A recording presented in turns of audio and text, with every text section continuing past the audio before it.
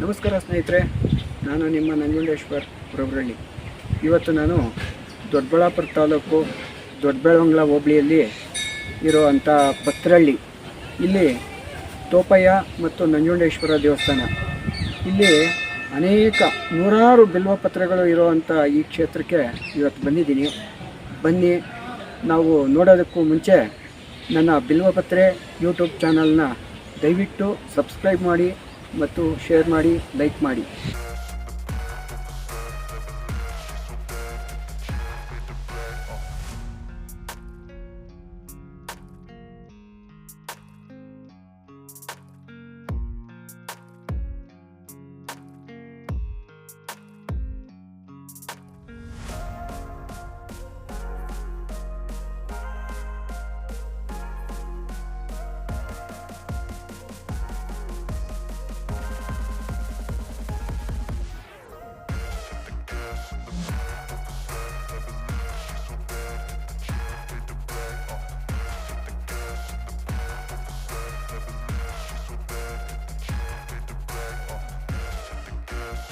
ಸ್ವಾಮಿಗಳೇ ನಮಸ್ಕಾರ.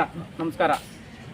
ಈ ಕ್ಷೇತ್ರದಲ್ಲಿರುವಂಥ ತೋಪಯ್ಯ ಮತ್ತು ನಂಜುಂಡೇಶ್ವರ ಸ್ವಾಮಿ ದೇವರುಗಳ ಬಗ್ಗೆ ಸ್ವಲ್ಪ ನಮ್ಮ ವೀಕ್ಷಕರಿಗೆ ಒಂದು ಮಾಹಿತಿ ಕೊಡಿ ಸ್ವಾಮಿ.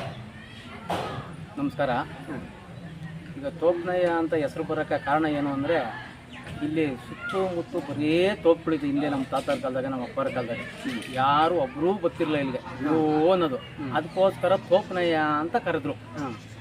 ನಂಜುಂಡೇಶ್ವರ ಸ್ವಾಮಿ ಇದು ಮೂಲತಃ ಆಗಿರೋದು ನಂಜುಂಡೇಶ್ವರ ಅಂತ. ಮೂಲತಃ ನಂಜುಂಡೇಶ್ವರ. ನಂಜುಂಡೇಶ್ವರ ದೇವರು.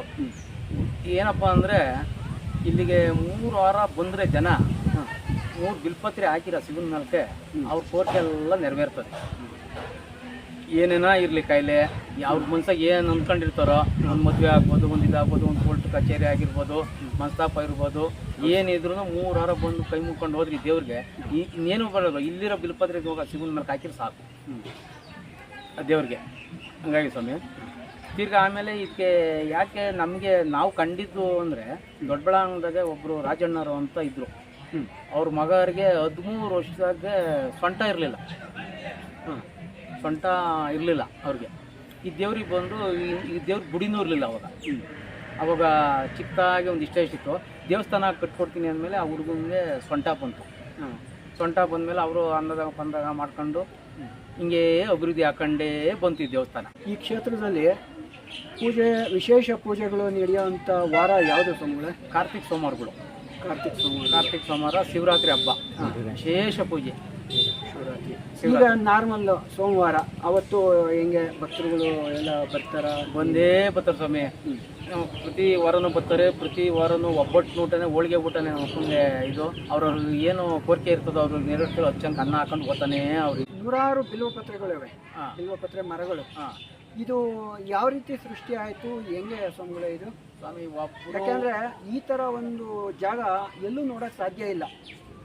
ಎಲ್ಲೋ ದೇವಸ್ಥಾನ ಅಂದರೆ ಒಂದು ಬಿಲ್ಪತ್ರೆ ಮರ ಇರುತ್ತೆ ಅಲ್ವಾ, 2 ಇರ್ಬೋದು. ಆದರೆ ಇಲ್ಲಿ ನೂರಾರು ಇದ್ದಾವೆ.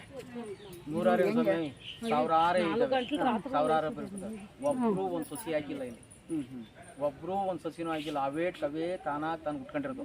ಇದು ಜಾಗ ಬಂದು 25 ಗುಂಟೆ ಜಾಗ ಐತೆ ಈ ದೇವಸ್ಥಾನದ್ದು. ಅಕ್ಕಪಕ್ಕ ನೀವು ನೋಡ್ತಿದ್ದೀರಲ್ಲ, ಈಗ ಆ ಕಡೆ ಎಲ್ಲಿ ಒಂದು ಸಸಿ ಹುಟ್ಟಿಲ್ಲ. 25 ಗುಂಟೆಗೆ ಹುಟ್ಟಿರೋದು ಬಿಲ್ಪತ್ರೆ. ಎಲ್ಲನೂ ಆಗಲಿ ಈಗ ಒಂದು ಮರ ಹೋದ್ರೆ 100 ಮರ ಆಗ್ತದೆ. ಒಂದು ಹಳೇದಾಗಿ ಅದ್ರ ಕೆಳಗೆ 100 ಮರ ಸೃಷ್ಟಿ ಆಗ್ತದೆ ಇಲ್ಲಿ. ದೇವಸ್ಥಾನದಲ್ಲಿ ಯಾವಾದರೂ ಸಮಾರಂಭಗಳು ನಡೀತವ? ಹಿಂಗೆ ಈ ಮದುವೆಗಳು ನಡೀತವೆ. ತಿರ್ಗಿ ಆಮೇಲೆ ಈ ನಾಮಕರಣಗಳು, ಏನೋ ಮನೆಗಳಿಗೆ ಪ್ರೋಗ್ರಾಮ್ ಏನೋ ಜಾಗ ಎಲ್ಲ ಬಂದು ನೀಟಾಗಿ ಮಾಡ್ಕೊಂಡು ಹೋಗ್ತಾರೆ ದೇವಸ್ಥಾನ ಇರಲಿ ಅಂತ. ಮದುವೆ ಸಮಾರಂಭಗಳು ಅದೇ ಆಗ್ತವೆ. ಧನ್ಯವಾದಗಳು. ನಮಸ್ಕಾರ. ನಮ್ಮ ವೀಕ್ಷಕರಿಗೆ ಈ ಕ್ಷೇತ್ರದ ಸ್ವಲ್ಪ ಮಾಹಿತಿನ ನೀವು ತಿಳಿಸಿದ್ದೀರಿ. ಧನ್ಯವಾದಗಳು. ನಮಸ್ಕಾರ.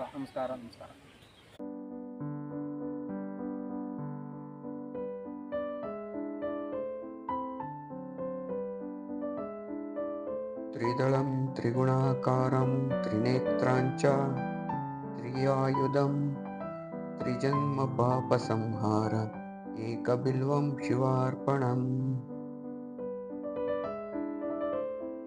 ನಮಃ ಶಿವಾಯ ಶಾಂತಾಯ ನಮಃ ಸೋಮಾಯ ಶಂಭುವೇ ನಮಃ ಶಿವಾಯ ಕಲ್ಯಾಣಾಧಿಪತಿಯೇ ತೇ ನಮೋ ನಮಃ.